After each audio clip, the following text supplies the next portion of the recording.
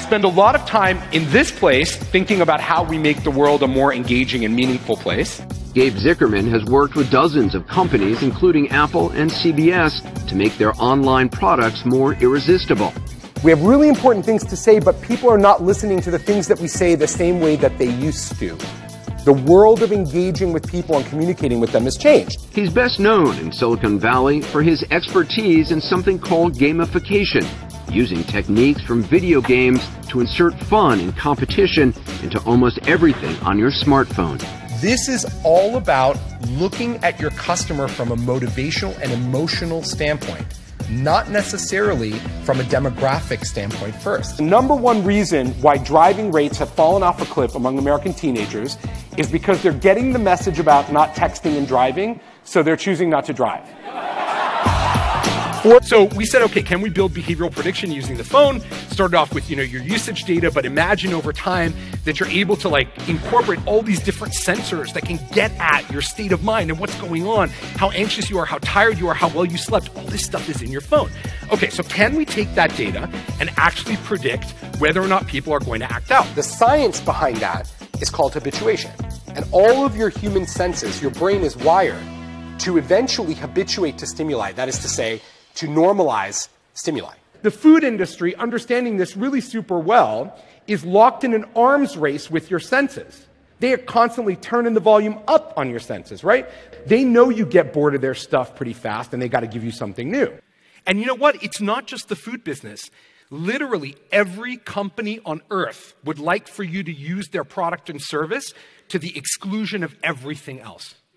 People talk about our economy as being driven by information or being driven by attention, but I actually think no matter how we look at it, we live in an addiction economy. Consider this device. This is not a good phone, people, right? We all acknowledge this is not a good phone. We can never, ever go back. Our expectations have been changed irrevocably. The average American today will look at this device almost 100 times while they're awake today. 100 times, right? And most of you in the room are like, 100? I did that this morning before breakfast. The rise of social and mobile technology had disintermediated human contact in a way that was now a crisis. Whether that's everybody looking into their phone all day long like this, going out to a restaurant like the people in this picture, you've done it. You've done it. We've all done it. I know you've done it. And this ubiquitous mobile technology has allowed us to transform our anti-boredom strategy. Now, even if you're bored for 60 seconds, you can pick up your phone and do something and immediately get some gratification for that 1 minute. So we're filling in all the cracks. And it's mobile technology that's really enabled us to do that. From the marketing standpoint, if you don't make your products and services engaging enough, if you don't think about them the way this intensively changed new human thinks about marketing and product experiences, you too will lose them. And gamification is, think of it as non-fiction gaming. It's gaming with your real friends and your real money and your real stuff in the real world. It's non-fiction gaming. We take deliberately the ideas of games and apply them to changing people's behavior and making the world a more interesting, more dynamic, and more creative place. Anytime you challenge yourself to accomplish something and you achieve it, your brain releases a little bit of a beautiful, beautiful chemical called dopamine. Challenge, achievement, That's what game designers do better than anybody else in the whole entire world. They design systems around user motivation that's intended to get somebody from where they are today at point A to where they wish they could be, point B, in a series of discrete steps that they can follow and feel good about as they get there. In fact, science today tells us that addiction is connected to our dopamine loop in our brain, but it's hijacked in addiction. It makes you want to do that thing more and more and more. And so addiction is not something that other people face. You are born an addict. What's different today is that technology is now the end addiction in and of itself.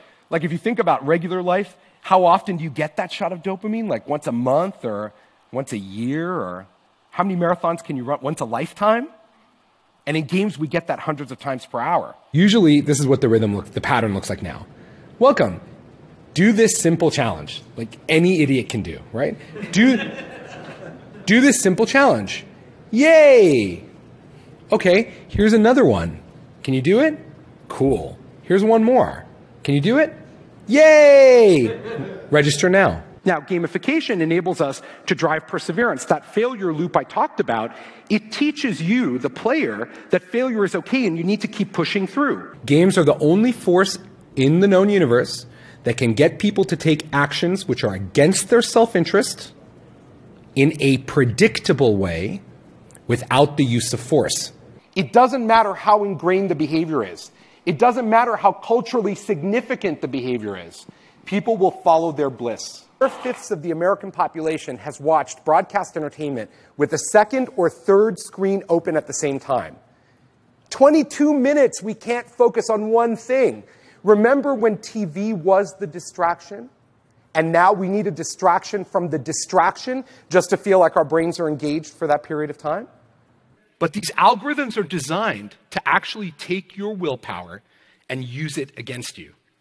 They learn how you resist them, and they come up with alternatives to overcome your willpower. And so most people, when they think of like terrible technologies that have irrevocably harmed our society and pitted young and old against each other and destroying the fabric of our lives, most people point to this mobile device, this smartphone, and think it's at the heart of this. While people are out arguing over here about the effect and the power of games, the medium, to change people, they're missing what I believe is the forest from the tree.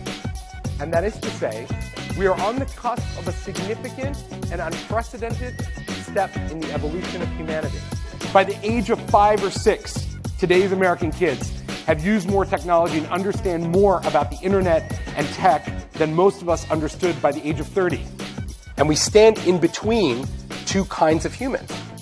One based on the old model where technology was a nice to have, and one based on the new model where technology is the context through which we interact with ourselves and with each other.